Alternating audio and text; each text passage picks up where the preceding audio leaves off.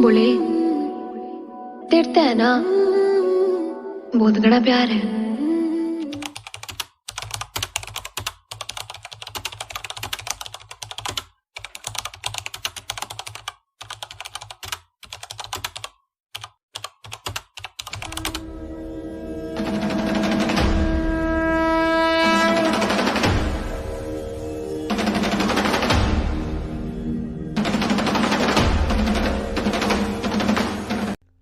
पौराणिक कथा के अनुसार प्राचीन समय में ब्रह्मगिरी के पहाड़ियों में एक आश्रम में गौतम ऋषि मुनि और उनकी पत्नी अहिल्या रहते थे और वहाँ पे तपस्या करते थे। वहाँ रहने वाले सभी अन्य ऋषि मुनि उनसे ईर्ष्या करते थे और बात बात पर नीचा दिखा के परेशान करते थे। एक बार सभी ऋषि मुनियों ने धोखे से गौतम ऋषि पर गौ हत्या का आरोप लगाया। जब गौतम ऋषि मुनि ने उस गौ हत्या के पाप से मुक्त होने का हल मांगा तो सभी ऋषि मुनियों ने गौहत्या का प्रायश्चित करने के लिए गंगा नदी को ब्रह्मगिरी की पहाड़ियों में लाने के लिए कहा।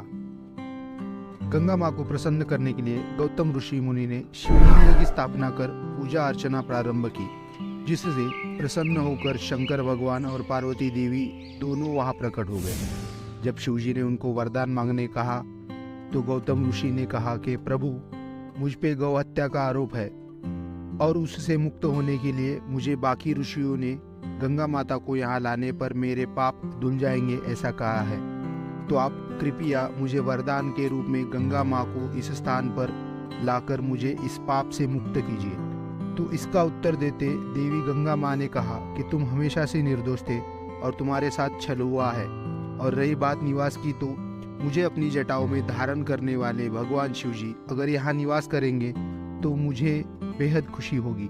जिस पर भगवान शिवजी ने तथास्तु कहा और वहाँ पे शिवलिंग के रूप में बस गए और माँ गंगा गौतमी नाम से बस गई, जिसको हम गोदावरी के नाम से जानते हैं। तो ये थी त्र्यंबकेश्वर की कहानी। और यहाँ की और एक खास बात यह है कि भगवान शिवजी के साथ साथ ब्रह्मा और विष्णु भी वहाँ वास करते हैं। तो आपने अगर त्र्यंबकेश्वर जाने का प्लान बना लिया है तो आपके मन में कुछ सवाल रहेंगे कि त्र्यंबकेश्वर कहाँ है, कैसे जा सकते हैं, कहाँ रह सकते हैं।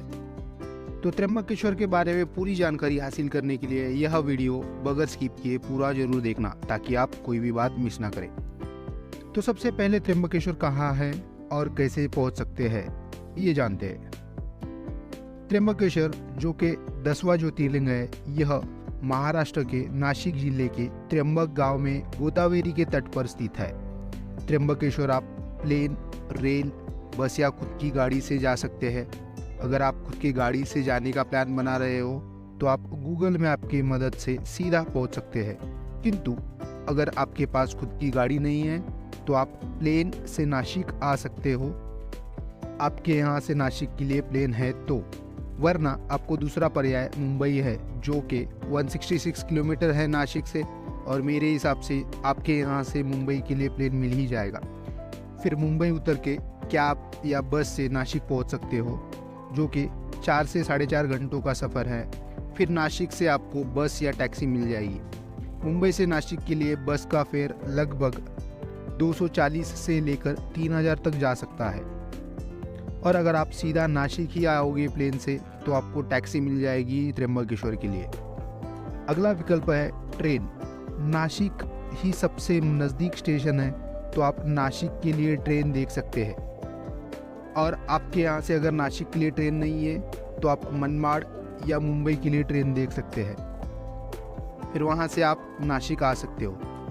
मनमाड़ से नासिक का सफ़र 1 घंटे का है और मुंबई से नासिक का सफ़र 4 से 5 घंटे का है।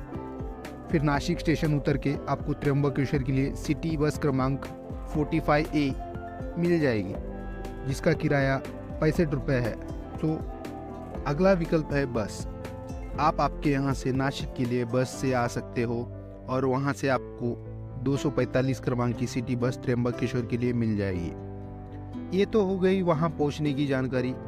अगला सवाल रहेगा कि वहाँ पे रुकने का क्या प्रबंध है। त्र्यंबकेश्वर फेमस होने के कारण वहाँ हमेशा भक्तगण आते रहते हैं और वहाँ सबको रहने के लिए बहुत से विकल्प उपस्थित है, लेकिन सबसे बेस्ट विकल्प है गजानन महाराज आश्रम। त्र्यंबकेश्वर में रुकने के लिए सबसे बढ़िया और सुंदर स्थान है, किंतु आप यहाँ के लिए ऑनलाइन बुकिंग नहीं कर सकते। आपको यहाँ रूम लेने के लिए वहाँ पहुँच के कार्यालय में जाके ही बुकिंग करना होगा। रूम चार्जेस 300 से लेके 1000 तक लग जाएंगे, जिसमें आपको 2 बेड, 3 बेड, 6 बेड, एसी और नॉन एसी रूम, ऐसे बहुत से विकल्प है। मैं आपको सलाह दूंगा कि आप अगर त्र्यंबकेश्वर में रुकने का सोच रहे हैं तो सीधा यहीं पे जाइए और रूम बुक कीजिए। और आपको रूम चाहिए है तो सुबह थोड़ा जल्दी जाना पड़ेगा ताकि रूम मिलने के चांसेस बढ़ जाए। हो सकता है दोपहर या शाम में रूम ना मिले, और शुक्रवार शनिवार के दिन तो बहुत कम चांसेस होते हैं रूम मिलने के। और मानो यह रूम नहीं मिला तो आपको बाहर बहुत से छोटे मोटे लॉज है जहां आपको रूम आराम से मिल जाएंगे, लेकिन भक्त निवास के मामले में आपको बाहर रूम महंगे मिलेंगे और आपको बार्गेन करना भी पड़ेगा कभी कभी। तो आपको कम से कम रेट 400 से लेकर आगे ही रेट के रूम मिलेंगे, और वह भी ठीक ठाक कंडीशन के होंगे। अगला सवाल रहेगा कि खाने पीने का क्या प्रबंध है वहाँ पर। त्र्यंबकेश्वर मंदिर गांव के अंदर होने के कारण खाने के लिए कुछ समस्या नहीं होगी, और आपको हर प्रकार का नाश्ते और भोजन का इंतज़ाम वहाँ आराम से हो जाएगा। आपके मन में ये भी सवाल रहेगा वहाँ पे देखने लायक क्या है ना। तो वहाँ पे ब्रह्मगिरी नाम का पर्वत है जहाँ पे गोदावरी नदी का उगम होता है, और यह एक ट्रेकिंग पॉइंट है। तो अगर आप वहाँ पे जाने का सोच रहे हो, आपको अपना पूरा दिन निकालना होगा, क्योंकि यह ट्रैक पूरा करने के लिए और गोदावरी नदी का उगम स्थान देखने के लिए आपको पूरा दिन आराम से लग जाएगा। उसके बाद आप नासिक वापस पहुंच के वहाँ पे गंगा घाट में स्नान कर सकते हैं।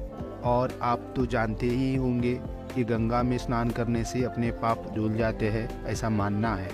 ये वही गोदावरी नदी है जिसका उगम ब्रह्मगिरी पर्वत पर होता है, और वह नासिक से होके जाती है। और गोदावरी नदी गंगा नदी के बाद की दूसरी बड़ी नदी होने के कारण इसको दक्षिण गंगा से जाना जाता है। और इसके अलावा भी वहाँ पे देखने लायक बहुत कुछ है, जैसे कि हो गया कालाराम का मंदिर, सीता की गुफा। तो मेरे हिसाब से मैंने लगभग सभी सवालों का हल इस वीडियो में बता दिया है। यदि फिर भी आपको इसके अलावा और कुछ जानकारी चाहिए होगी तो आप मुझे कमेंट बॉक्स में पूछ सकते हो, और अगली कहाँ की जानकारी आपको चाहिए होगी यह भी मुझे आप कमेंट बॉक्स में लिख सकते हो, ताकि मैं आपके लिए उस जगह की जानकारी हासिल करके आपके लिए अगले वीडियो में पेश कर पाऊँ। तब तक के लिए बम बम बोले।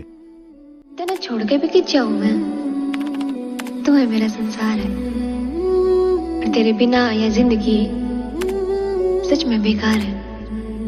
बोलिए।